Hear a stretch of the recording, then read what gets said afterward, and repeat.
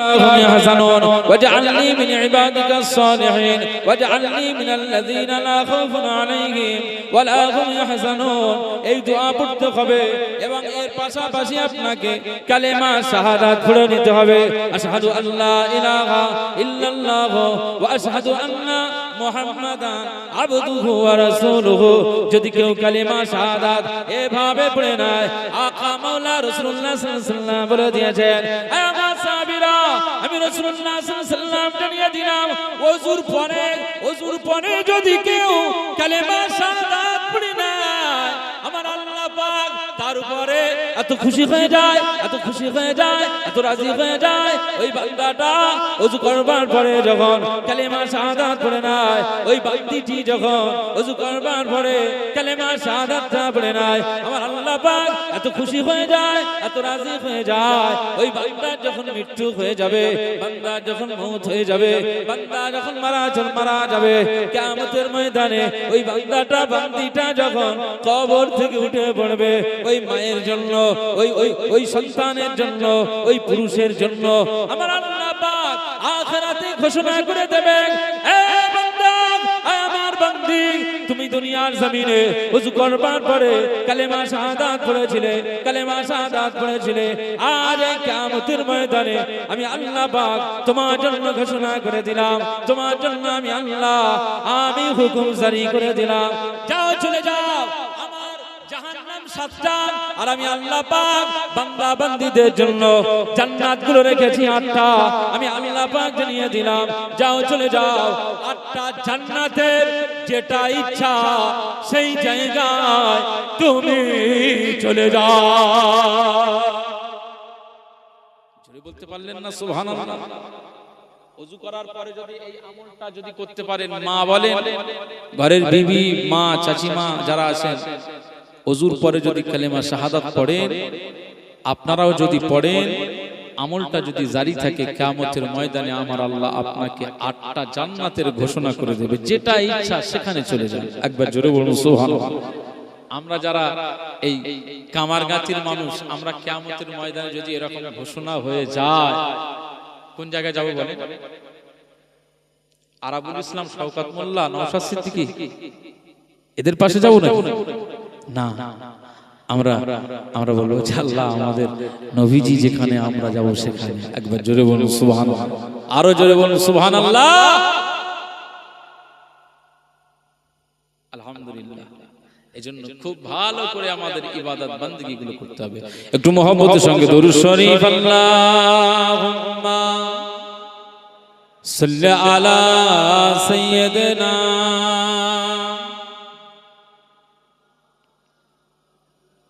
ওয়া আলা আলি সাইয়্যিদিনা।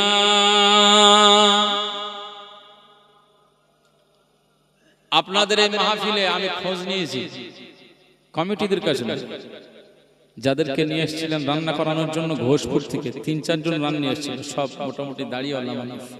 চাচাজিরা খাচ্ছিলেন, আমি জিজ্ঞেস করছিলাম, বলি কত? বলে 8 হাঁড়ি। তো 8 হাঁড়ি তাবারুক আপনাদের জন্য ব্যবস্থা আছে। তো দরুদ যা পড়তেছেন, তো 8 হাঁড়ি আপনাদের দোয়া উচিত বলে মনে হয় না? একটু মহব্বতের সঙ্গে মুস্তাফার শানে একটু প্রাণ উজাড় করে দরুদ পড়তে পারেন? দরুদ শরীফ, আল্লাহুম্মা সাল্লি আলা সাইয়্যিদিনা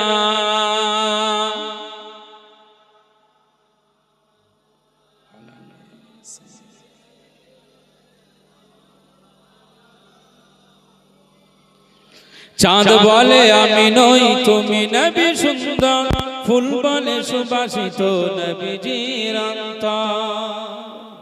জোরে বলেন না সুবহানাল্লাহ, জোরে বলেন না সুবহানাল্লাহ। চাঁদ বলে আমি নই, তুমি নবী সুন্দর, ফুল বলে সুবাসিত নবীজির অন্তর। তারাদের দল বলে তুমি সেরা সরবে, মেঘ বলে পানি হয়ে তুমি প্রিয় গরবে মানুষের কাছে তুমি রহমের বন্দর মানুষের কাছে তুমি রহমের বন্দর চাঁদ বলে আমি নই তুমি নবী সুন্দর ফুল বলে সুবাসিত নবীজির অন্তর চাঁদ বলে আমি নই তুমি নবী সুন্দর ফুল বলে সুবাসিত নবীজির অন্তর রোদ বলে খুশি মনে তুমি নবী শান্তির শেষ করে দিলে তুমি ছিল যত ভ্রান্তির রোদ বলে খুশি মনে তুমি নবী শান্তির শেষ করে দিলে তুমি ছিল যত ভ্রান্তির রাত বলে নূর ছিল রাসূলের দৃষ্টিতে দিন বলে তুমি সেরা মালিকের সৃষ্টিতে জোরে হয় না জোরে হয় না রাত বলে নূর ছিল রাসূলের দৃষ্টিতে আলোময় করো তুমি পৃথিবীর অন্ধকার আলোময় করো তুমি পৃথিবীর অন্ধকার চাঁদ বলে আমি নই তুমি নবী সুন্দর ফুল বলে সুবাসিত নবীজির অন্তর চাঁদ বলে আমি নই তুমি নবী সুন্দর ফুল বলে সুবাসিত নবীজির অন্তর আরবের পথ বলে তুমি ছিলে মুক্তির বয়ে দিনে ধরণীতে বায়ু তাপ স্বস্তির আরবের পথ বলে তুমি ছিলে মুক্তির বয়ে দিনে ধরণীতে বায়ু তাপ স্বস্তির মদিনার বাতাসেরা এসে বলে বাংলায় মদিনার বাতাসেরা এসে বলে বাংলায় আকাশের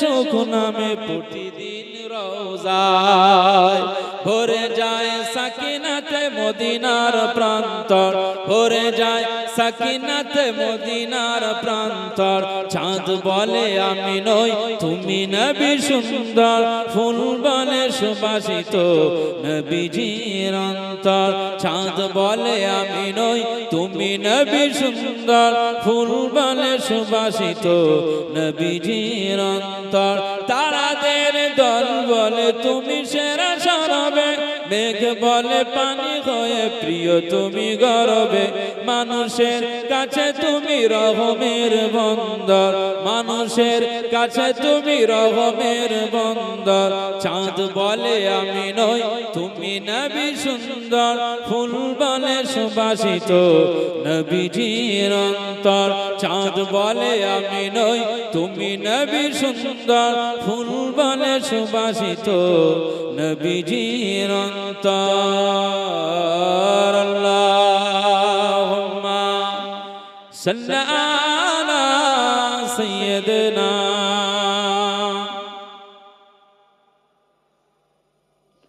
ওয়া আলা আলি সাইয়্যিদিনা ও শহরে মদি মুহাব্বা जहाँ मुस्तफा है वही घर बनाने को दिल चाहता है वो शहरे मुहाबा जहाँ मुस्तफा है वही घर बनाने को दिल चाहता है वो सोने से कंकार वो चांदी से माटी नजर में बसाने को दिल चाहता है सुभान अल्लाह जो पूछा नबी ने कि कुछ घर में छोड़ा तो सिद्दीक अकबर के होठों पे आया जो पूछा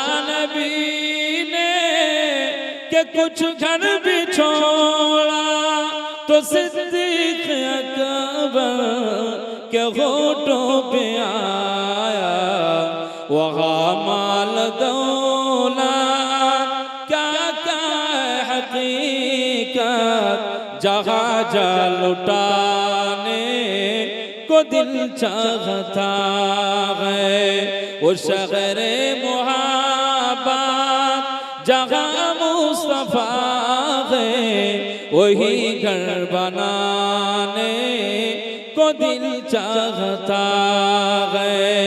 वो सोने से कंकर, वो चांदी से माटी, नजर में बसाने को दिल चाहता है। जिहादे मुहब्बत की आवाज गूंजी, कहा गमज़ला ने ये दुल्हन से अपनी। जिहादे मुहब्बत की आवाज गूंजी, कहा गमज़ला ने ये दुल्हन से अपनी। इजाजत अगर दो तुझम शहादत लियो से लगाने को दिल चाहता है। वो शहरे मुहब्बत जहाँ मुस्तफा है, वही घर बनाने को दिल चाहता है। वो सोने से कंकर, वो चांदी से माटी, नजर में बसाने को दिल चाहता है। सितारों से चाँद कहता है खामदम, तुम्हें क्या बताओ ओ टुकड़ों का आलम। इशारे में आका के इतना मजा था कि फिर टूट जाने को दिल चाहता है। वो शहरे मुहब्बत जहाँ मुस्तफा है, वही घर बनाने को दिल चाहता है। वो सोने से कंकर, वो चांदी से माटी, नजर में बसाने को दिल चाहता है। अल्लाहुम्मा सल्ली अला सय्यिदना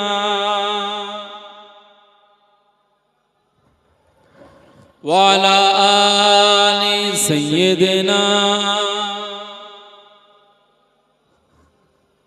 আমার দিনদার ইমানদার ভাইরা, নেককার আল্লাহওয়ালা বাবাজিরা, আমার মুরব্বী চাচাজিরা, জন যুবক ভাইরা, ছোট ছোট সোনার মানিকেরা, সম্মানিতা মা এবং বোনেরা, আজ এই রাতের বেলায় আজ আপনারা আল্লাহর সন্তুষ্টির জন্য বসে আছেন।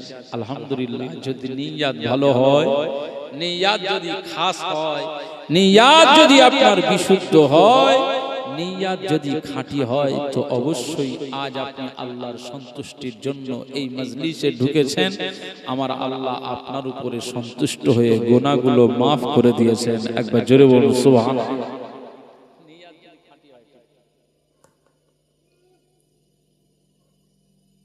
তো আজকে আমি যে কথা বলছিলাম, রাসূলুল্লাহ সাল্লাল্লাহু আলাইহি ওয়াসাল্লাম বলেছেন, দেশ পাহারা দিতে গিয়ে যদি শহীদ হয়ে যায়, সে কবরে যাবে কিন্তু তার আমল নামা বন্ধ হবে না।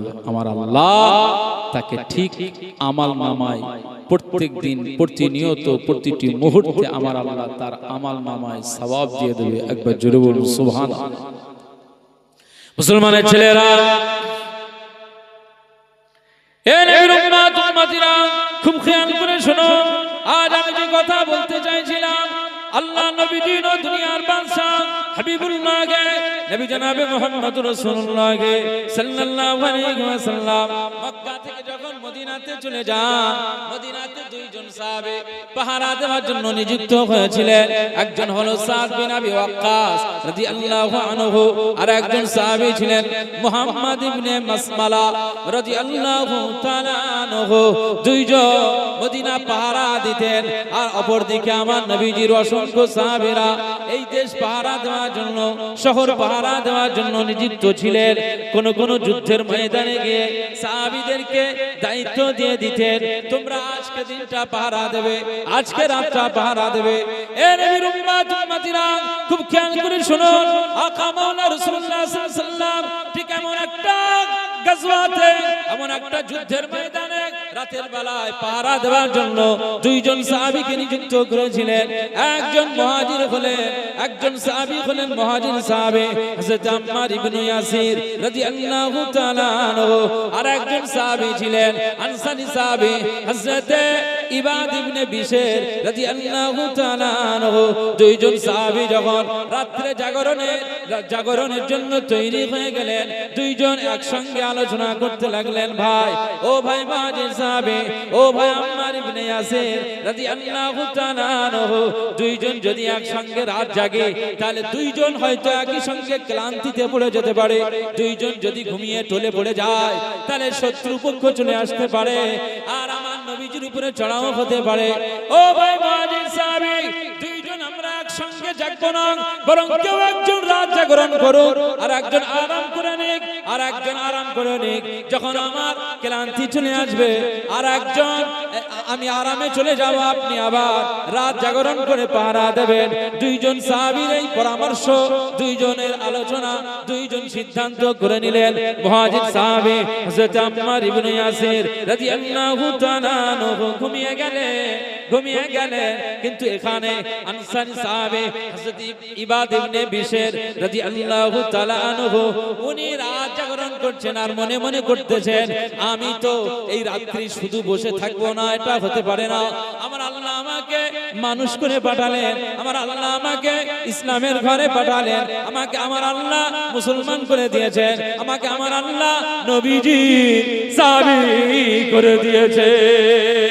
মুসলমানের ছেলেরা, এ নবীর উম্মত উম্মতিরা খুব খেয়াল করে শুনুন, এই পর্যায়ে আনসারী সাহাবী মনে মনে করতে লাগলেন যে আমি নবীজি সাহাবী, আজ আমার আল্লাহর শুকরিয়া করব, রাতের বেলায় এমনি এমনি জাগরণ করব না, আমি একটু আল্লাহর জন্য নামাজে দাঁড়িয়ে যাব।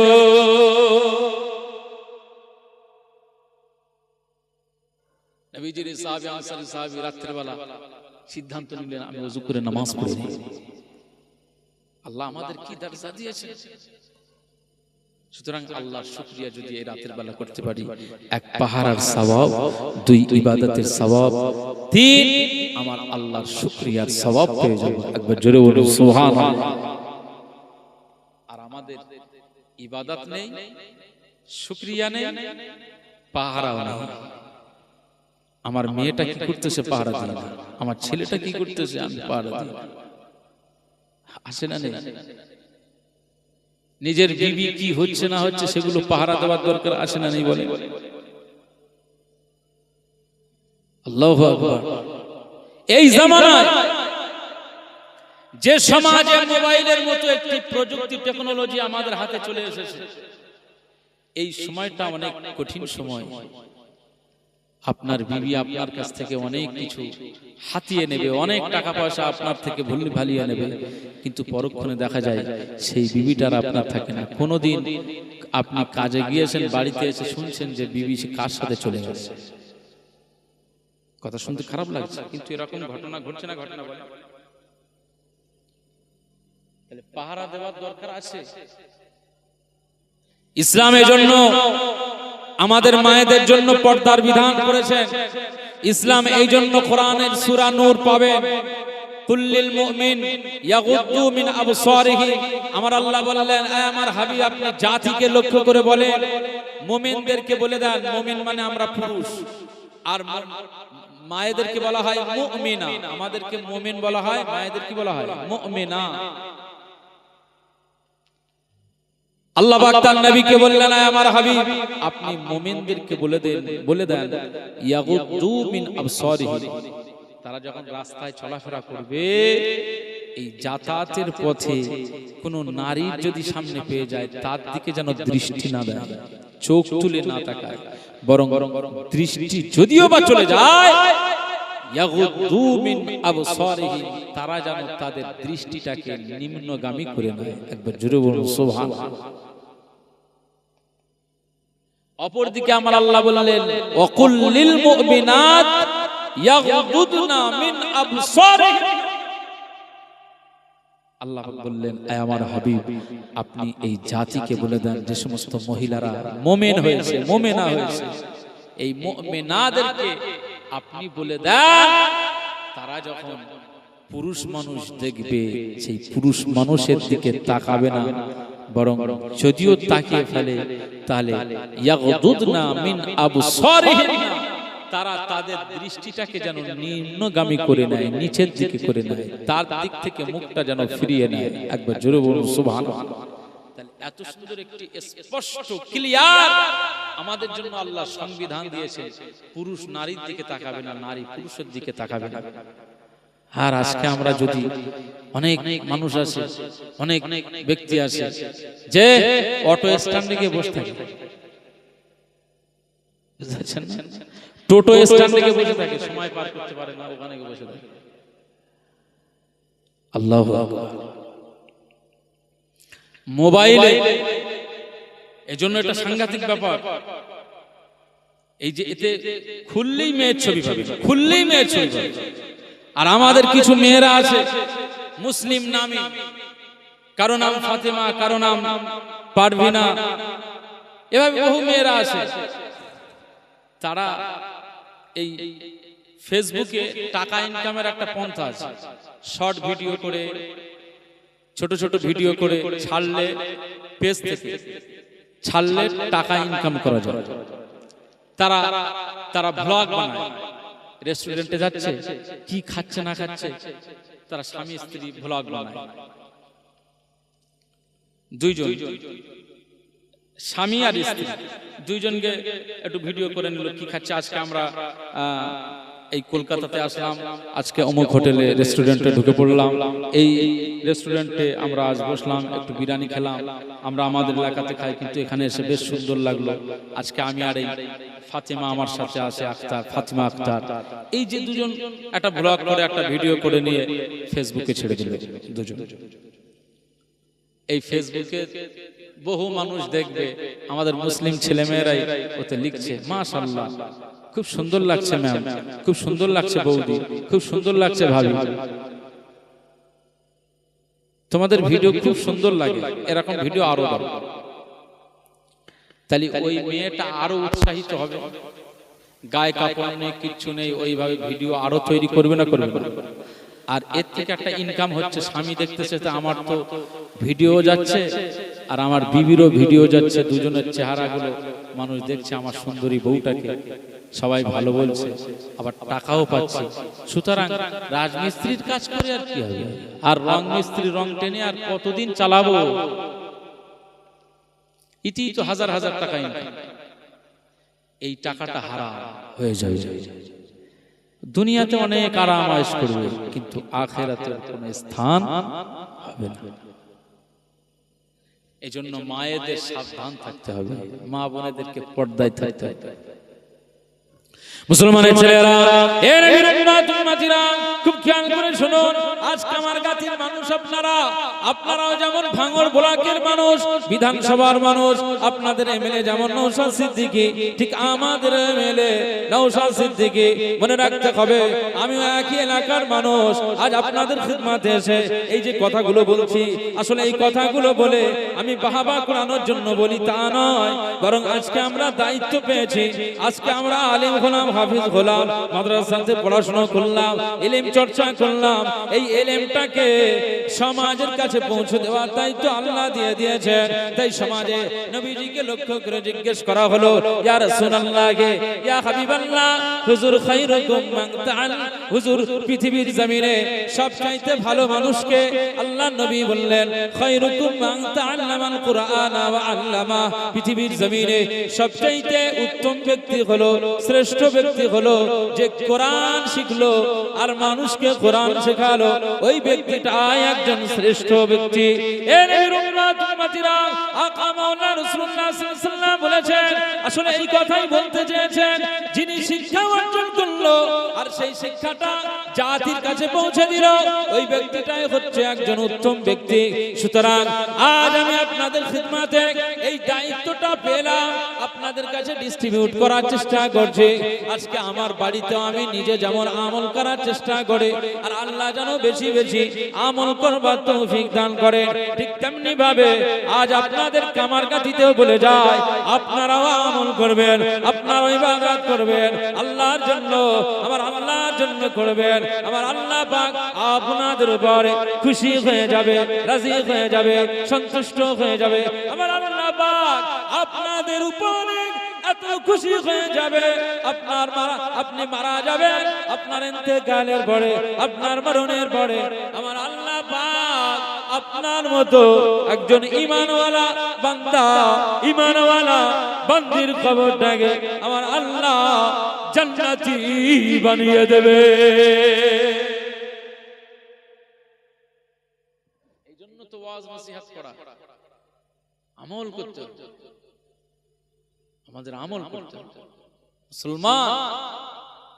মুসলমানের ছেলেরা, এ নবীর উম্মত উম্মতিরা, খুব খেয়াল করে শুনুন। ওই আনসারী সাহাবী হযরত ইবাদ ইবনে বিশর রাদিয়াল্লাহু তাআলা আনহু রাতের বেলায় ওযু করে নিয়ে নামাজে দাঁড়িয়ে গেলেন।